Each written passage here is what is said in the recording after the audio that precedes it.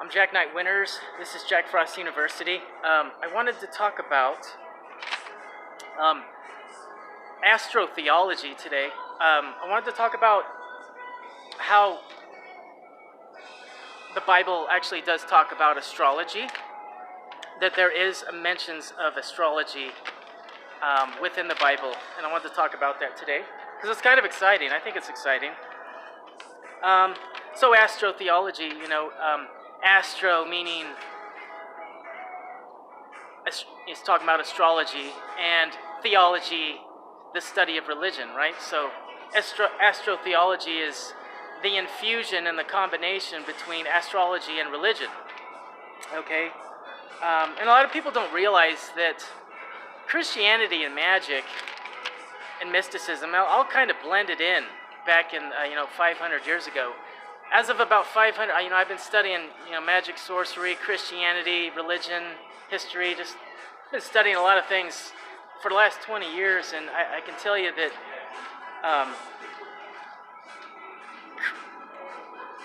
magic has only our beliefs about magic have changed starting as about 500 years ago. Okay, but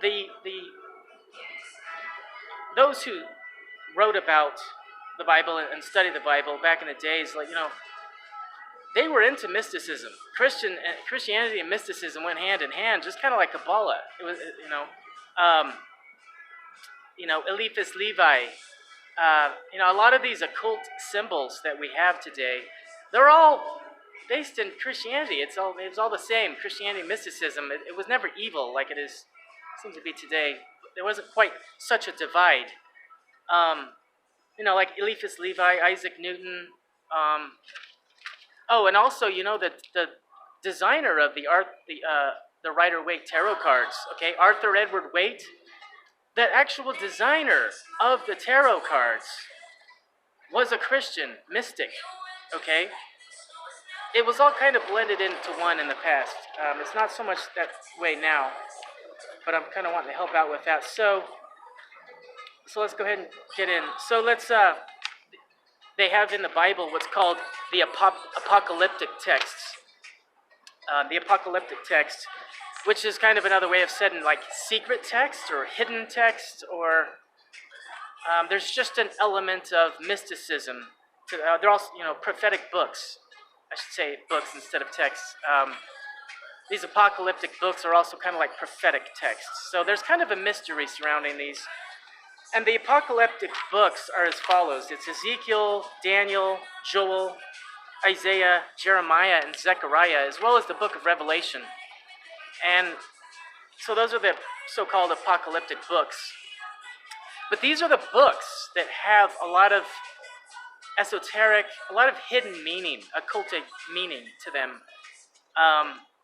And it has something to do with tarot, and astrology, actually. So before I started talking about this, I wanted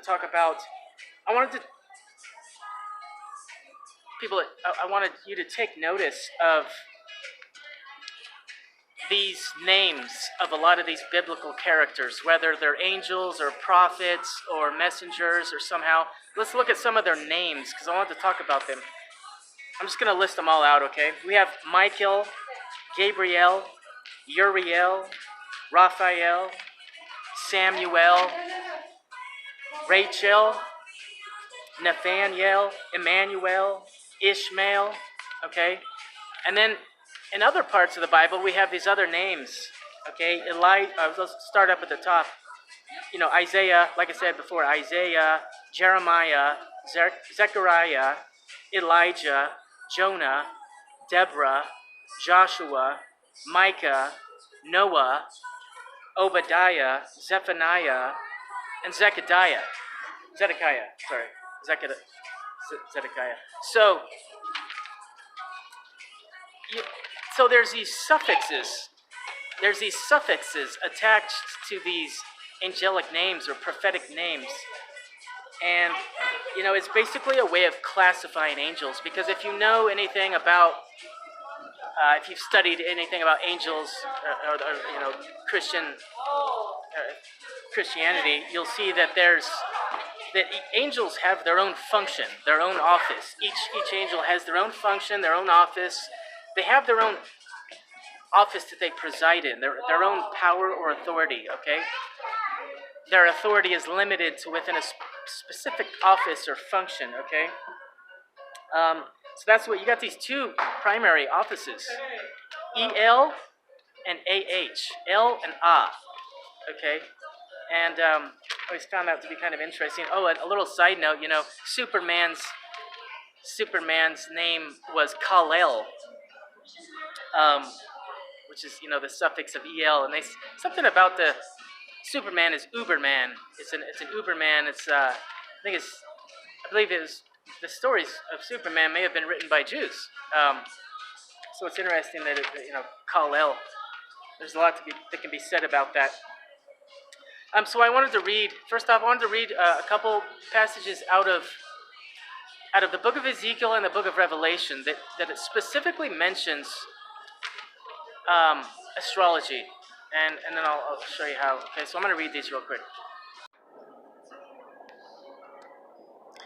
So this is Ezekiel chapter 1, a vision of living beings. It says, on July 31st of my 30th year, while I was with the Judean exiles beside the Kebar River in Babylon, the heavens were opened, and I saw visions of God.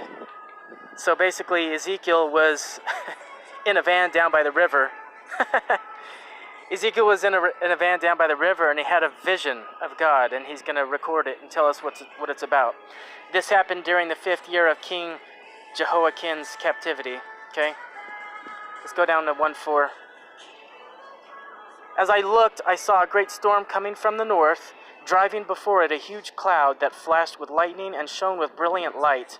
There was fire inside the cloud, and in the middle of the fire glowed something like gleaming amber.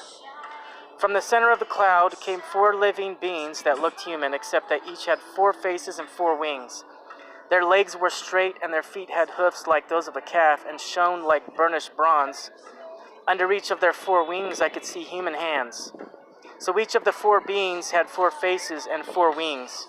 The wings of each living being touched the wings of the beings beside it. Each one moved straight forward in any direction without turning around. Now I want to put the emphasis on 1:10. Each had a human face in the front, the face of a lion on the right side, the face of an ox on the left side, and the face of an eagle at the back. Each had 2 pairs of outstretched wings.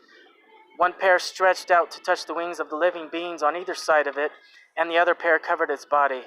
I'm going to move down to 1:16. 1:16. The wheels sparkled as if made of beryl. All 4 wheels looked alike and were made the same. Each wheel had a second wheel turning crosswise within it. So take notice of that. Okay? It's basically saying a wheel within a wheel. Other translations will say that Ezekiel's wheel had a wheel within a wheel, and it had rims. Okay? Down at 18, it says the rims of the 4 wheels were tall and frightening, and they were covered with eyes all around.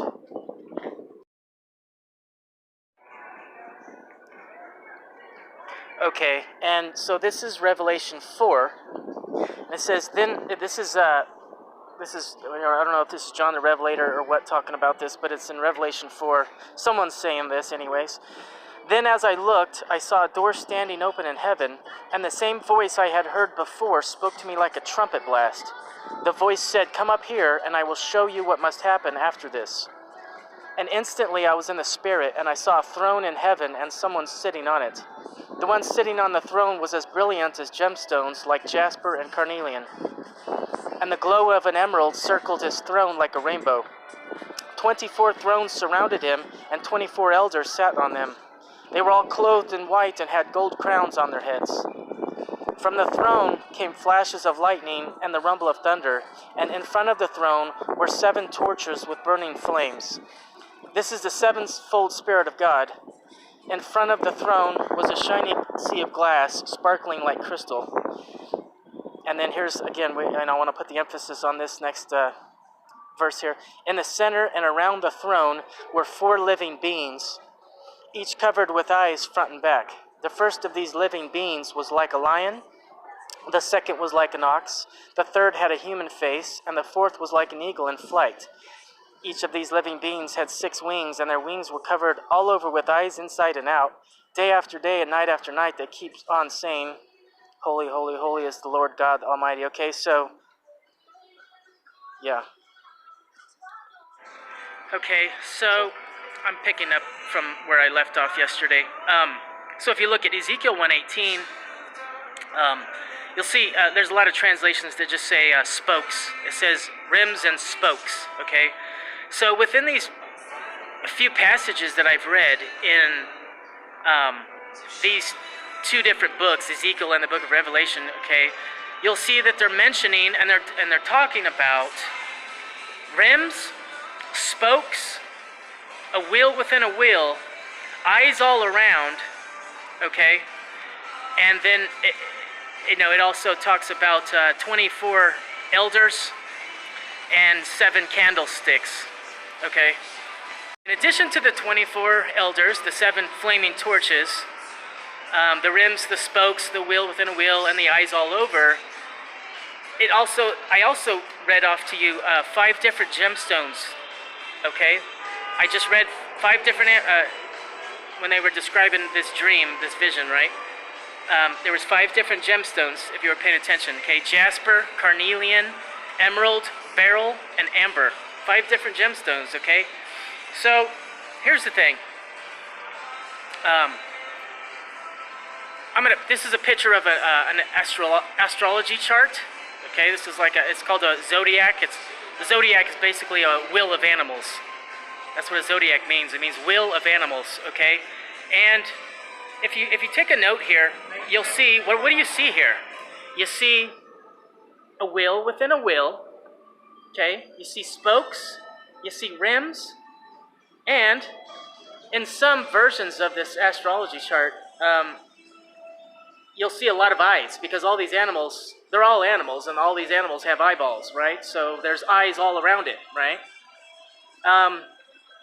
And as every astrologer knows, there's what's called like the 4 corners of the universe, or the 4 corners, the 4 primal, like cardinal directions, okay, or something like that. It's and we'll start with Leo the lion, okay, Leo the lion, and on the opposite end we have Aquarius, which is a human, okay, it's a man, the face of a man, okay, so it's a human and he's pouring water out, right?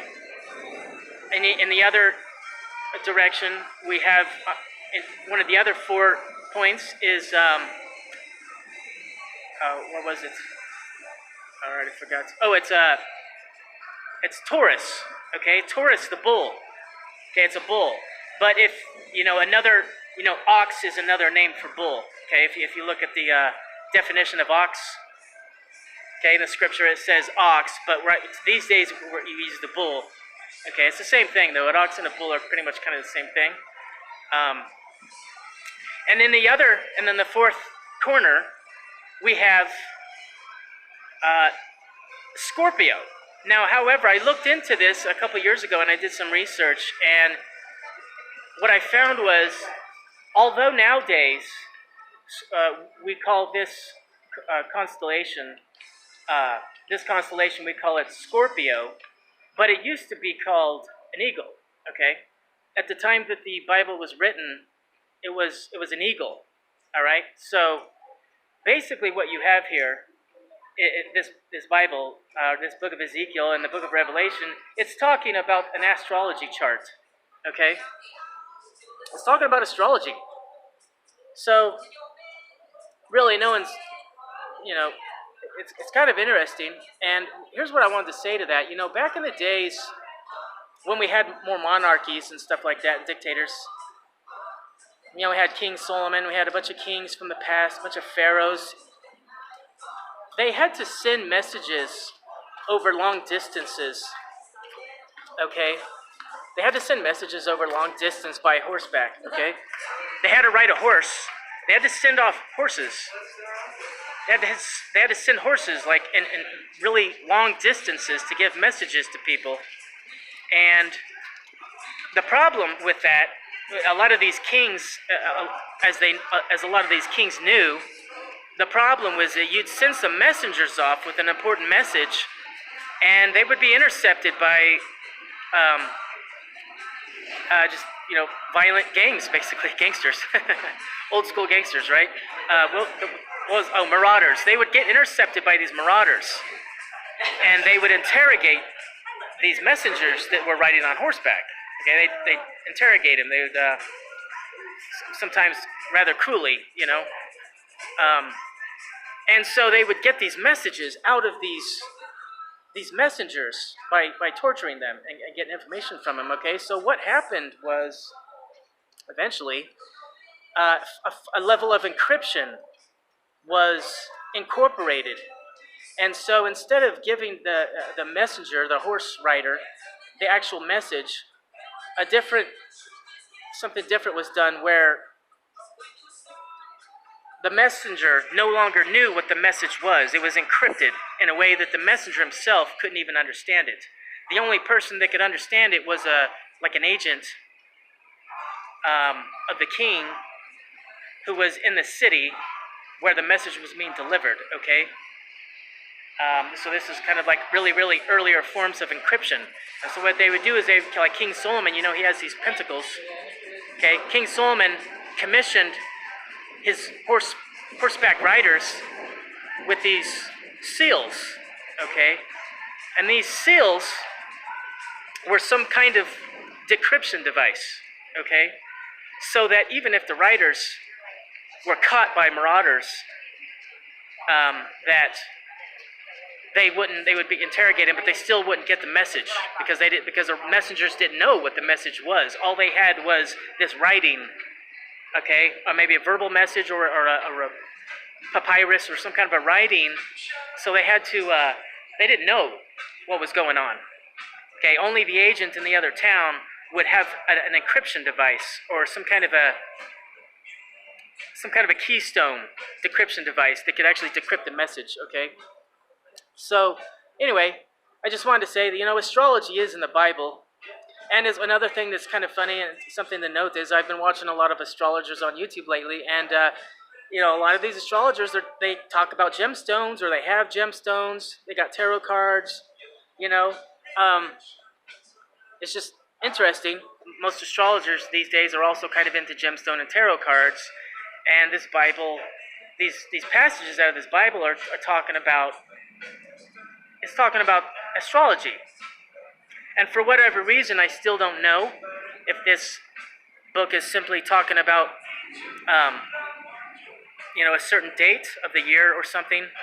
But astrology is mentioned in the Bible, and I just wanted to kind of bring this out because I've been interested in the book of Revelation for a long time. And you see this, the face of a lion, face of an ox, face of an eagle, a face of a man. And it's just kind of black and white. It's right there in front of you. It's an astrology chart. So, I hope you enjoyed.